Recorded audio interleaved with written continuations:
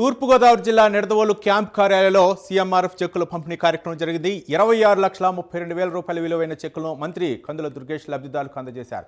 పేదవాడి గుండె ధైర్యం ముఖ్యమంత్రి సహాయ నిధి అని మంత్రి దుర్గేష్ అన్నారు. 15 రోజులకోసారి పేదలకు చెక్కుల ద్వారా సహాయం అందించడం సంతృప్తి కలుగుతుందన్నారు.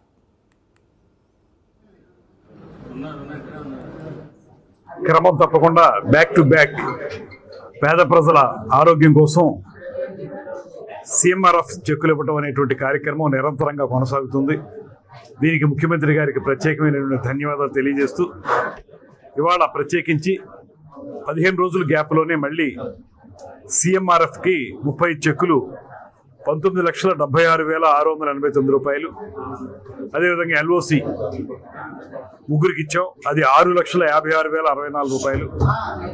మొత్తంగా వెరసి 26,32,753 రూపాయలు చెక్కులు ఈరోజు పంపిణీ చేయడం జరుగుతుంది. ముఖ్యమంత్రి గారి సహాయ నిధి నుంచి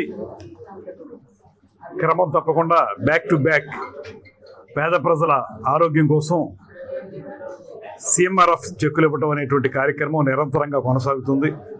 దీనికి ముఖ్యమంత్రి